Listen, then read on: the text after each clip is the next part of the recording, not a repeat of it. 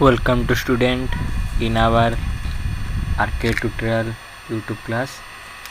आज पिलाने आम जीव विज्ञान प्रथम पाठ पोषण पढ़ा। अच्छा पोषण हेल्ले आम कौन बुझे जहाँ आम आहार कर आहारटा विभिन्न प्रक्रिया द्वारा ताहा रेचन प्रक्रिया द्वारा बाहर को बाहर थे यह आम पोषण कर स्टार्ट आरंभ करवा। शरीर में समन्वित भाव होता असंख्य जैव रासायनिक प्रक्रिया जो जीवन धारा अव्याहत रही है। यही सब प्रक्रिया पर शक्ति आवश्यक। ता छड़ा कोष टिश्यू तथा अंग प्रत्यंगर गठन अर्थात शरीर गठन पर शरीर बुद्धि और मरामती निमंते विभिन्न उपाय दरकार। हाँ टिश्यू अंग प्रत्यंग एवं जो खंडिया घावर हो डाक्टर मैंने परामर्श दौरान ना नहीं अंडा खुओ ना चिकेन मटन खुओ बोले भल हम शरीर मांस बढ़े से आघात जल्दी भल हो। विभिन्न टिश्यू अंग प्रत्यंग गठन शरीर गठन शरीर बुद्धि मरामती विभिन्न उपादान आवश्यक। जीवर खाद्य समस्त चाहिदा पूरण करता। शक्ति आहरण और उत्पादन संग्रह पोषण जरिया होता है। शरीर आहरण और उत्पादन पोषण जरिया होता है। शरीर शक्तिर आहरण को उत्पादन कौट होता है। एवं आम खाद्य खाइला द्वारा आम शक्ति मिल आ शक्ति मिलवा द्वारा खाद्य ग्रहण कले आहरण कले तापर से शक्ति उत्पादित हम एवं आमती शक्ति मिल देहक। ये पोषण आम जीवन सब अधिक पोषण गुरुत्वपूर्ण अटे। सबुज उद्भिद आलोक शोषण प्रक्रिया निज खाद्य निज प्रस्तुत करता है। परिवेश आवश्यक पोषक ग्रहण करें किंतु प्राणी और अन्य सब जीव खाद्यपाई उद्भिद उपर प्रत्यक्ष परक भाव निर्भरशील। एवं उद्भिदर हरित लवक अच्छी क्लोरोफिल अच्छी से निजे निजर स्वतःशील खाद्य प्रस्तुत करें किंतु मनुष्य पाखे किसी ना। मनुष्य फल फल मूल और विभिन्न प्राणी को आहरण कर निज जीवन यापन कर। मनुष्य प्रत्यक्ष परोक्ष भाव में उद्भिद पर निर्भरशील। मनुष्य को आम निर्भरशील उद्भिद पर मनुष्य जो हरित लवक था मनुष्य भी निजे खाद्य प्रस्तुत कर पारता था किंतु प्राणी और अन्य सब जीव खाद्य उद्भिद प्रत्यक्ष परोक्ष भाव निर्भरशील। से उद्भिद द्वारा प्रस्तुत गच्छित पदार्थ को बा अन्य खाद्य रूपे ग्रहण करथांती। खाद्य साधारणतः जटिल अवस्था थाए। जीव शरीर मध्य सरल उपादान परिणत हो सब अंग प्रत्यंग उपरीत होता है। हाँ सत कथा। एवं चिकेनटा देख चिकेनटा आम खाइला केत कष्ट होटा आम खाइला पुष्टिजात खाद्य से पुष्टिजात खाद्य को पुष्टिजात खाद्य सरलकृत खाद्य परिणत करने आम दर के एंजाइम अच्छा आहरी एंजाइम के हर्मोन खेरण हो सब से एंजाइम सब एंजाइम पाचक रस सब से पुष्टिजात खाद्य सरलकृत कर सरलकृत करने द्वारा ही सेटा आमर रक्त मिसिक विभिन्न अंग प्रत्यंग को जाऊँ रक्त द्वारा विभिन्न अंग प्रत्यंग को जाए आम शरीर विभिन्न देह अंग प्रत्यंग सब सुस्थ रोचे या सब सक्रिय होता। खाद्य साधारणतः जटिल अवस्था थाए। जीव शरीर मध्य सरल उपादान परिणत हो सब अंग प्रत्यंग उपलब्ध होता है। सेटार सरल खाद्यर दहन बा जारण घटी से शक्ति मोचित होता है। सतता आम खाद्य ग्रहण कले खाद्यटा विभिन्न प्रक्रिया द्वारा अपघटित होला अपघटित भाव से शक्ति मोचन होला बा शक्ति उत्पादित होला। शक्ति मोचन होला बा शक्ति उत्पादित होला। ये शक्ति मोचन एक तथाकथित बा ध्वंसात्मक प्रक्रिया। एटा सत ध्वंसात्मक प्रक्रिया नहीं। खाद्य ए विघटित होची अपघटित होची अपघटित शक्ति होची से ध्वंसात्मक प्रक्रिया भांगुची गोटे जिनिस खाद्य भांगी गोटे शक्ति उत्पादन से भांगुची से गोटे ध्वंसात्मक प्रक्रिया से अपचय कहुए। ध्वंसात्मक भांगुची बोले अपचय ना नहीं। सेपरी खाद्यर शरीर गठन आदि आवश्यक उपादान सृष्टि गठनमूलक प्रक्रिया खाद्य शक्ति उत्पादन है से शक्ति आम सब देहर सक्रिय जिन होता है आम देह सब सक्रिय होता है। खाद्यर शक्ति शरीर गठन एक उत्पादन प्रक्रिया बा उत्पादन सृष्टि प्रक्रिया चय कहुए। यह चय कहुए। चय और अपचयर समाहार हो चयापचय। चयापचयर अलग डेफिनेसन कौन कह आम पोषण कहीपर है। चयापचय परीक्षा बेसी इंपोर्टेंट एटा पढ़ा प्राय चय और अपचय समय चयापचय। यह जीव शरीर सबुबले चली थाए। सुतराम जीव को सक्रिय और जीवंत रखिबार यार महत्वपूर्ण भूमिका रही। चयपचय जब बंद होगा खाद्य आहरण और शक्ति उत्पादन बंद होगा देह शक्ति उत्पादन कला नहीं देहर अंग प्रत्यंग शक्ति गला नहीं ସେ ସକ୍ରିୟ ହେଲା ନାହିଁ ବୋଲେ ମଣିଷ ଗୋଟେ କୋମାରେ ପଡ଼ିଥିବା ପେସେଣ୍ଟ ଭଳି ଏକା ଠିକ୍ ହେବ। ସେଥିପାଇଁ ଏ ଯେଉଁ ଧ୍ୱଂସାତ୍ମକ ପ୍ରକ୍ରିୟା ଆଉ ଉତ୍ପାଦନ ପ୍ରକ୍ରିୟା ବା ଚୟାପଚୟ ପ୍ରକ୍ରିୟା ଶରୀରରେ ଅତିବାହିତ ବା ସବୁଦିନ ଚାଲିବା ଆବଶ୍ୟକ। ଏଥିରୁ ଷଷ୍ଠ ହୁଏ ଯେ ବଞ୍ଚି ରହିବା ପାଇଁ ଜୀବର ଖାଦ୍ୟ ଆବଶ୍ୟକ ହୋଇଥାଏ। ଖାଦ୍ୟର ପ୍ରକାରଭେଦ ଏଇଟା ଆମେ ପିଲାବେଳୁ ପଢ଼ିବା ଯେମିତି ଖାଦ୍ୟର ପ୍ରକାରଭେଦ ଶ୍ୱେତସାର, ପୁଷ୍ଟିସାର, ସ୍ନେହସାର, ଭିଟାମିନ୍, ଜଳ, ଧାତୁସାର ଇତ୍ୟାଦି ପଢ଼ିବା। ସେହି ବିଷୟରେ ଆଉ ଟିକେ ପଢ଼ିବା ଅଧିକ। ଶ୍ୱେତସାର ଜାତୀୟ ଖାଦ୍ୟ ବିଷୟରେ ପଢ଼ିବା। ଶର୍କରା ଏବଂ ମଣ୍ଡଦ ଆମେ ଖାଉଥିବା ଖାଦ୍ୟର ପ୍ରଧାନ ଶ୍ୱେତସାର। ଦେଖ ଶ୍ୱେତସାର ଭିତରେ ତିନି ଭାଗରେ ଅଛି, ଶର୍କରା, ମଣ୍ଡଦ, ତାପରେ ଗ୍ଲୁକୋଜ୍ ବି ଅଛି। ଶର୍କରା, ମଣ୍ଡଦ, ଗ୍ଲୁକୋଜ୍ ବି ଅଛି। ଶର୍କରା ମଣ୍ଡଦ ଆମେ ଶର୍କରା ଦେଖିବା କେଉଁଠୁ ପାଉଛନ୍ତି, ମଣ୍ଡଦ କେଉଁଠୁ ପାଉଛନ୍ତି ଦେଖିବା। ଆଳୁ, ଭାତ, ରୁଟିରେ ପ୍ରଚୁର ପରିମାଣରେ ମଣ୍ଡିତ ଥାଏ। ଆଳୁ, ଭାତ, ରୁଟିରେ କ'ଣ ପ୍ରଚୁର ପରିମାଣରେ ମଣ୍ଡଦ ଥାଏ? ସେଇଟା ଗୋଟେ କଠିନ ପଦାର୍ଥ, ସେଇଟା କଠିନ ଟାଇପ୍ର ନାହିଁ। ରୁଟି ଟିକେ ଟାଣ ରୁଟି ଟାଣ ନାହିଁ, ସେଇଟା ଗୋଟେ ହଜମ କରିବାରେ ତା'ର ଅଧିକ ଟିକେ କାପାସିଟି, ସେଇଟା ହଜମ କରିବା ପାଇଁ ଅଧିକ ଆମ ଦେହର ସବୁ ଯେଉଁ ପାକତନ୍ତ୍ର ଅଛନ୍ତି ଅଧିକ ସକ୍ରିୟ ହେବାକୁ ପଡ଼ିବ। ଆଳୁ, ଭାତ, ରୁଟିରେ ପ୍ରଚୁର ପରିମାଣରେ ମଣ୍ଡ ଥାଏ। ଚିନି, ଗୁଡ଼ ଆଦିରେ ସୁକ୍ରୋଜ ଥାଏ। ଚିନି ଗୁଡ଼ରେ ଆଦିରେ ସୁକ୍ରୋଜ ଥାଏ। ଦେଖ ଯେଉଁଟା ମିଠା ଜିନିଷ ସେଇଠି ସୁକ୍ରୋଜ ଥାଉଛି। ଫଳରସ, ପନିପରିବାରେ ଗ୍ଲୁକୋଜ୍ ଜାତୀୟ ଶ୍ୱେତସାର ଅଧିକ ପରିମାଣରେ ଥାଏ। ଫଳରସ, ପନିପରିବାରେ ଗ୍ଲୁକୋଜ୍ ଜାତୀୟ ଶ୍ୱେତସାର ଅଧିକ ପରିମାଣରେ ଥାଏ। ଶ୍ୱେତସାରରେ ଆମେ ସହଜରେ ଶକ୍ତି ଆହରଣ କରିଥାଉ। ଶ୍ୱେତସାର ଆମେ ସହଜରେ ଆମେ ଦିନ ରାତି ଏବେ ଯାହାହେଲେ ଦିନରେ ଆମେ 2 ଟାଇମ୍ ନହେଲେ 3 ଟାଇମ୍ ଭାତ ଖାଉଥିବା। ଏବେ ଯେଉଁମାନେ କୃଷକ କାମ ତାଙ୍କ ଦିନ ରାତି କାମ କରୁଛନ୍ତି ପୁରା କଂସା ପୁରା ଭାତ ଖାଉଛନ୍ତି। ଭାତ ପଖାଳ ଖାଇକି ଫିଟ୍ ଆଣ୍ଡ ଫାଇନ୍ ପୁରା ରହୁଛନ୍ତି। ସେତିକି ଅଧିକ ଶକ୍ତି ମିଳୁଛି ଭାତ ସେଥିରୁ। ଶ୍ୱେତସାର ଖାଦ୍ୟ ଅଧିକ, ଶ୍ୱେତସାର ଖାଦ୍ୟ ଆମକୁ ଶକ୍ତି ପ୍ରଦାନ କରିବାରେ ମହାନ ଭୂମିକା ଗ୍ରହଣ କରିଛି। ଗ୍ଲୁକୋଜ୍ C6H12O6ରେ ରହିଛି କାର୍ବନ, ଉଦଜାନ ଓ ଅମ୍ଳଜାନ। କୋଷୀୟ ଶୋଷଣ ବେଳେ ଗ୍ଲୁକୋଜର ଜାରଣ ଫଳରେ ଅଙ୍ଗାରକାମ୍ଳ ଜଳ ସୃଷ୍ଟି ହେବା ସହିତ ଶକ୍ତି ନିଗୃହୀତ ହୋଇଥାଏ। କୋଷୀୟ ଶୋଷଣ ହେଲେ କ'ଣ? ଏବେ କୋଷକୁ ଗୋଟେ ଗଲା ସେ ଶକ୍ତିଟା ତାପରେ ଅପଘଟିତ ହେଲେ ବା ସେ ପ୍ରକ୍ରିୟାଟା ଯେଉଁ ଅପଘଟିତ ବା ପ୍ରକ୍ରିୟାଟା ଯେଉଁ ଚାଲିବ, ପ୍ରକ୍ରିୟାଟା ହେଲା ପରେ ସେଇଠୁ କ'ଣ ଉତ୍ପାଦିତ ହେବ? ଗ୍ଲୁକୋଜ୍ ଜାରଣ ଫଳରେ କ'ଣ ଉତ୍ପାଦିତ ହେବ? ଅଙ୍ଗାରକାମ୍ଳ ଓ ଜଳ ହେବା ସହ ଶକ୍ତି ନିଗୃହୀତ। ଏହି ଶକ୍ତି ହିଁ ଆମତି ଦେହକୁ ଶରୀରକୁ ଶକ୍ତି ଯୋଗାଇ ଥାଏ। 1 ଗ୍ରାମ ଶ୍ୱେତସାର ପ୍ରାୟ 16 କିଲୋଜାଲ ଶକ୍ତି ନିର୍ଗତ ହୁଏ। 1 ଗ୍ରାମ ଶ୍ୱେତସାରରୁ କେତେ କିଲୋ ଜୁଲ୍ ଶକ୍ତି ନିର୍ଗତ ହୁଏ? 16 କିଲୋ ଜୁଲ୍। 2 ଗ୍ରାମରୁ 32। ଏମିତି କୋଶ୍ଚିନ୍ ପଡ଼ିଥାଉଛି। ତା'ର ପୁଷ୍ଟିସାର ମୁଖ୍ୟତଃ ମାଛ, ମାଂସ, ଅଣ୍ଡାର ଧଳା ଅଂଶ, ଛେନା, କ୍ଷୀର ପରି ପ୍ରାଣୀଜ ଦ୍ରବ୍ୟ, ଡାଲି ଜାତୀୟ ଶସ୍ୟ, ସୋୟାବିନ୍ ଆଦିରୁ ଆମେ ପୁଷ୍ଟିସାର ବା ପାଇଥାଉ। ଏଇଟା ମୁଁ କହିଦେଇଛି ଆଗରୁ। ମାଛ, ମାଂସ, ଅଣ୍ଡାର ଧଳା ଅଂଶକୁ କ'ଣ କୁହାଯାଉଛି? ଆଲବୁମିନ୍ କୁହାଯାଉଛି। ଧଳା ଅଂଶକୁ ଆଲବୁମିନ୍, ଆଉ ହଳଦିଆ ଅଂଶକୁ ପିତ୍ତ କୁହାଯାଉଛି। ଅଣ୍ଡାର ଧଳା ଅଂଶ ବା ଆଲବୁମିନ୍, ଛେନା, କ୍ଷୀର ପରି ପ୍ରାଣୀଜ ଦ୍ରବ୍ୟ, ଡାଲି ଜାତୀୟ ଶସ୍ୟ, ସୋୟାବିନ୍ ଆଦି ଆମେ ପୁଷ୍ଟିସାର ଜାତୀୟ ଖାଦ୍ୟ ପାଇଥାଉ। ଶରୀର ବୃଦ୍ଧି ଓ ନୂତନ କୋଷ ତନ୍ତୁ ଗଠନ ପାଇଁ ପୁଷ୍ଟିସାର ଖାଦ୍ୟ ଏକାନ୍ତ ଆବଶ୍ୟକ। ଶରୀର ବୃଦ୍ଧି, ନୂତନ କୋଷ ଆଉ ତନ୍ତୁ ଗଠନ ପାଇଁ ପୁଷ୍ଟିସାର ଖାଦ୍ୟ ଏକାନ୍ତ ଆବଶ୍ୟକ। ଶରୀର ବୃଦ୍ଧି, ନୂତନ କୋଷ ଆଉ ତନ୍ତୁ ଗଠନ ପାଇଁ ପୁଷ୍ଟିସାର ଖାଦ୍ୟ ଅଧିକ ଆବଶ୍ୟକ। ଆଉ ଶକ୍ତି ପାଇବା ପାଇଁ ଆମେ କେଉଁ ଖାଦ୍ୟ ଖାଇଥାଉ? ଶ୍ୱେତସାର ଖାଦ୍ୟ ଖାଇଥାଉ। ଏମିନୋ ଅମ୍ଳ ବା ଏମିନୋ ଏସିଡ୍ର ଶୃଙ୍ଖଳ ଦ୍ୱାରା ପ୍ରୋଟିନ୍ ଗଠିତ। ଏମିନୋ ଅମ୍ଳ ଶୃଙ୍ଖଳ ଦ୍ୱାରା ପ୍ରୋଟିନ୍ ଗଠିତ କିପରି? ଏବେ ଏମିନୋ ଅମ୍ଳର ଶୃଙ୍ଖଳ, ଏମିନୋ ଅମ୍ଳ ବିଘଟିତ ହୋଇବା, ଏମିନୋ ଅମ୍ଳର ଯେଉଁ ପର ଚେନ୍ ହେଇକରି ଆମର ପୁଷ୍ଟିସାର ଖାଦ୍ୟ ସୃଷ୍ଟି ହୋଇଥାଏ। ତେଣୁ ପରିପାକ ହେଲେ ଏହା ଏମିନୋ ଅମ୍ଳରେ ପରିଣତ ହୋଇ ବିଭିନ୍ନ କୋଷ ନିକଟରେ ପହଞ୍ଚିଥାଏ। ଯେତେବେଳେ ପୁଷ୍ଟିସାର ଖାଦ୍ୟ ଆମେ ଖାଉଛନ୍ତି, ସେ ପୁଷ୍ଟିସାର ଖାଦ୍ୟ ପରିପାକ ବା ସରଳୀକୃତ ହେଲା ପରେ ବା ବିଘଟିତ ହେଲା ପରେ ବା ଅପଘଟିତ ହେଲା ପରେ, ସେଟା ଶରୀର ଅପଘଟିତ ହେବ, ବିଭିନ୍ନ ପାକତନ୍ତ୍ର ଅପଘଟିତ ହେଲା ପରେ ସେଟା ଏମିନୋ ଅମ୍ଳରେ ପରିଣତ ହୋଇଥାଏ। କ'ଣ ପାଇଁ?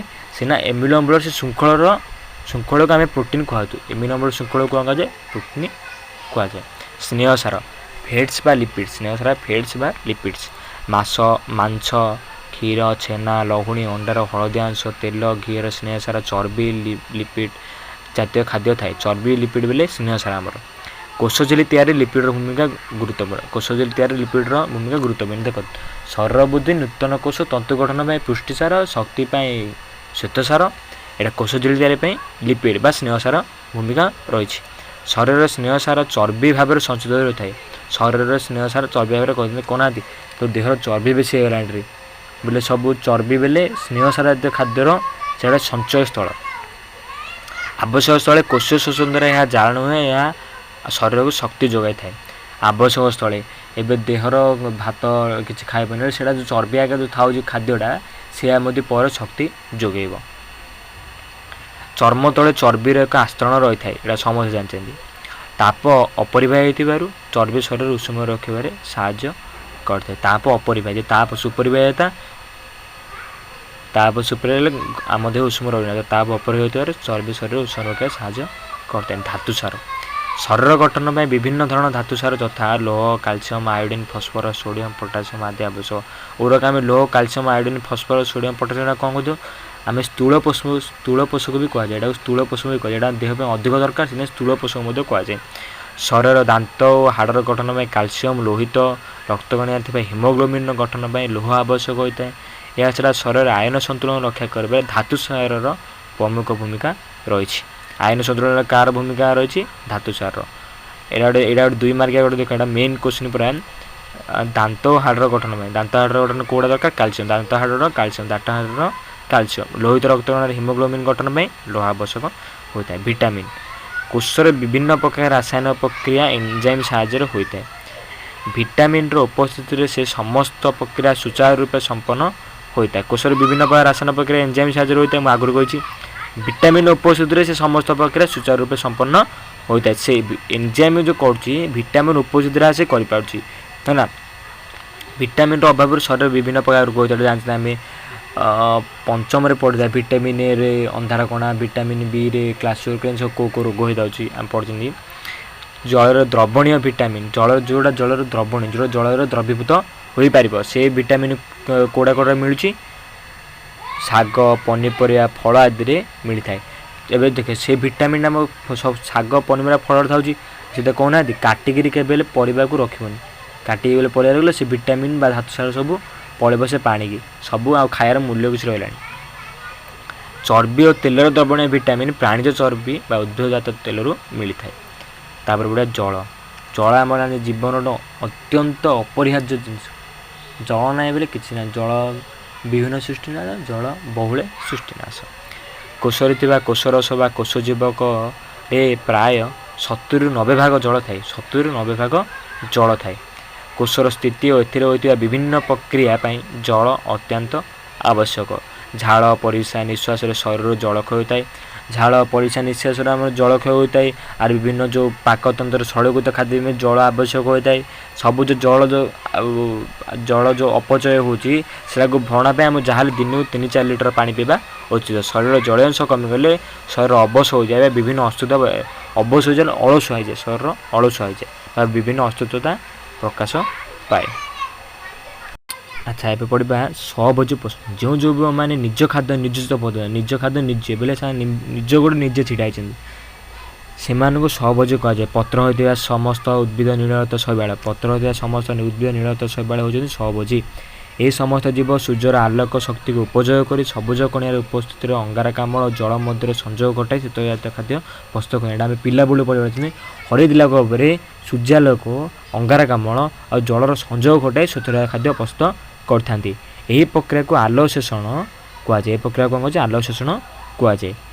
ଏ ପ୍ରକାର ପୋଷଣକୁ ସହଭୋଜୀ ପୋଷଣ କୁହାଯାଏ।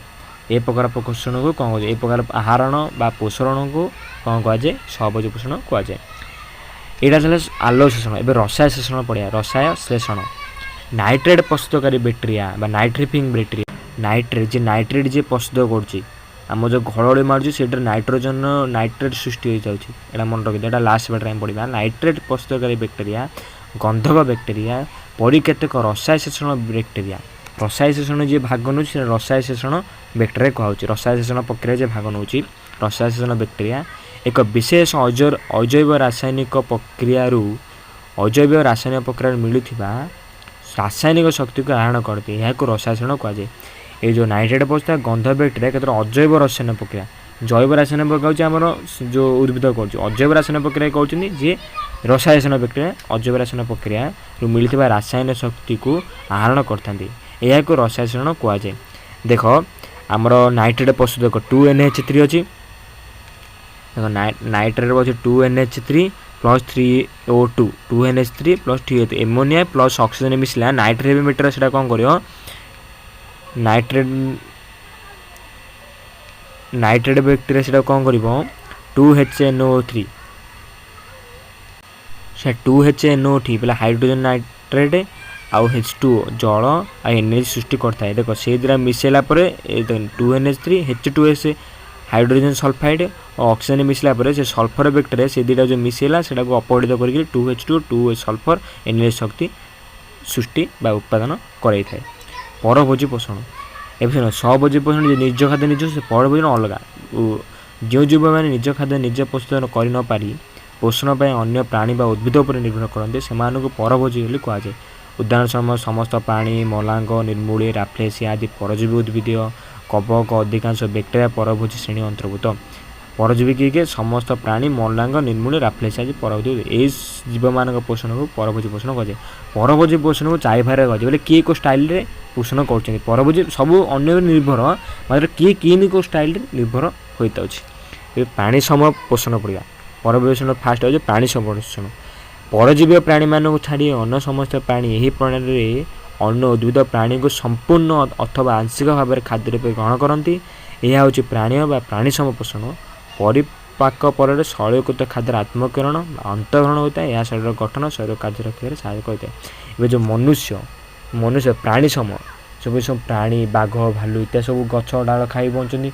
जो परजीवी कौन निर्मूल राफ्लेसिया तापर कवक गुरा सब आंकदी छाड़ी आउ जिते सब प्राणी रही सब उद्भिदर प्राणीर किसी अंश को ग्रहण कर निजर आहरण करता से प्राणी सम पोषण कहुए। मृत्युभोजी पोषण कौन मृत्युभोजी पढ़ते पिला बोलू जो परभोजी मृत गलित पचासाड़ उद्भिद व प्राणी खाद्य संग्रह कर निजर पुष्टि साधन करता। मृत गलित पचासाड़ खाद्य संग्रह निजर पुष्टि साधन करते से मृत्युभोजी कहुए। यहाँ किपरि होची यही जीव मैंने कठिन पदार्थ खाद्य रूप ग्रहण कर कठिन पदार्थ खाद्य रूप ग्रहण छोट छोट टिके टिके कि खाद्य रूप ग्रहण कर जिन पचासाड़ जिन ताने कौन करेंगे साधारणतः खाद्य ग्रहण बेले एम निज शरीर पाचरस ग्रहण करेंगे से खाद्य ग्रहण कर शरीर बाहर पाचरस ग्रहण करेंगे से पाचरसटा कौन कर शरीर जटिल खाद्य से जटिल खाद्य थी जो जटिल खाद्य सरल खाद्य परिणत कर सरल खाद्य होगा से सरल खाद्य को से जो ए मैंने जो मृत्युभोजी बैक्टेरिया माने ग्रहण करदे पर शैलकृत खाद्य को शरीर मध्य शोषण कर शरीर गठन में विनियोग करथांती। छतु जातीय कवक ईस्ट बैक्टेरिया आदि जीव मानक पोषण देखा जाए। परजीवी पोषण जो जीव मैंने अन्य जीवंत उद्भिद प्राणी शरीर भितर बाहर रही निज से खाद्य संग्रह कर निजर पुष्टि साधन करन से परजीवी कहे। बोले एम अन्य उपर निर्भर करें से क्षति कर किसी उपकार करें खाली पूरा स्वार्थपर दृष्टि अन्य उपर निर्भर करे निजर आगे लाभ देखे किसी लाभ देखे निजर लाभ देखिकी खाद्य ग्रहण कर अनिष्ट भी करेंगे। परजीवी माने भोजजात उद्भिद प्राणी शैलकृत खाद्य सीधासल ग्रहण कर निजर पुष्टिजात खाद्य करती या परजीवी पोषण कहुए। भोजजात आश्रय रही परजीवी मैंने साधारणतः अनिष्ट करते खाद्य ग्रहण कर अनिष्ट करेंगे। मलांग निर्मूली राफ्लेसिया आदि उद्भिद आउ प्लास्मोडियम मुकुणी जोक केत कृमि परी प्राणी परजीवी अटती। केतक भोजजातर शरीर भितर अंत परजीवी भाविक था अंतपरजीवी कौड़ा आमर प्लास्मोडियम जो देह भितर थाए। केतक बाह्य परजीवी हूँ उकुणी उकुणी आम देहरु शरीर रक्त मुंडर नहीं उकुणी जो है कहना पूरा उकुणी पूरा उकुणी बेसी हेल्ले जो मुंड कौन हो जानी भल आउ अंतपरजीवी हूँ प्लास्मोडियम। सहजीव पोषण बेले बेले दुईटी संपूर्ण भिन्न जातिर प्राणी देख प्राणी दुईटा संपूर्ण भिन्न जाति बेले प्राणी उद्भिद ना उद्भिद प्राणी ना प्राणी अणुजीव ना उद्भिद अणुजीव बोले दुईटा भिन्न भिन्न तांका भितर कंप्रोमाइज कर रही सहभागी होकर रही तू मत यहाँ दे मु ते सेटा देवी तू मत चीनी दे मु ते गुड़ देवी इन सब तार कंप्रोमाइज तो जहाँ भी से कंप्रोमाइज ताके चलिए या सहजीविता कहुए। एथिरे कई कार क्षति कर देख परजीवी क्षति करे सी तो दब तार ग्रहण कर तार क्षति भी करे किसी दौनी कि नौनी तार नौ खाद्य नौ मतलब किसी दौनी तार अनिष्ट कर ये सब कई कार क्षति करते से भर पोषण आदान प्रदान होता है। एवं देख पोषण आदान दुनिया आम खाली खाଇବା बचती आम बचाई खाऊे ना खाଇବା बचुं बचाई खाऊे ना नहीं से भाया ସବୁ ସମସ୍ତ पोषण अत्यंत दरकार जीवन रे या सहजीवी पोषण कहुए। उदाहरण स्वरूप आम अंतनल सहजीवी भाव रोकता आम अंतनल रोचे गोटे अंतनल सहजीवी रोते आम बेटे इस चेरिचिया कोलाई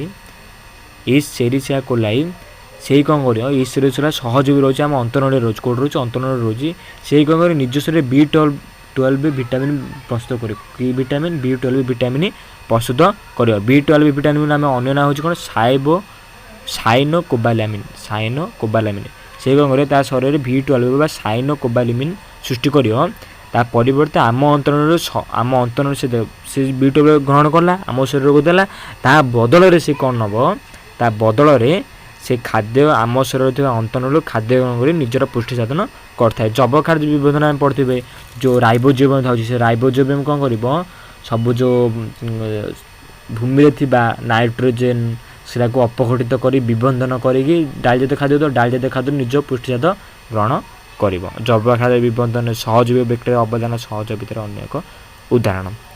खाद्यवशर मुख्य 3 जातर प्राणी होते हैं शाकाहारी जो मैंने उद्भिद पदार्थ भक्षण करते प्राणी, मांसाहारी अन्य प्राणी प्राणीज पदार्थ को भक्षण करता प्राणी, सर्वहारी खाद्य बाछ विचार न कर जहाँ खाद्य ग्रहण करता प्राणी। आम नेक्स्ट क्लास आम आलोक शोषण पढ़ा आलोक शोषण 2टी प्रक्रिया आलोक प्रक्रिया अंधकार विषय पढ़ा। अच्छा एत भितर कौन डाउट अच्छी बोले मत कमेंट कर जनईदेवे। आज तुम मत भल लगे मु बाध्यबाधकता करनी जो भल लगे नेक्स्ट पार्टा भी देखो बुझा जी पढ़ला बोले हो।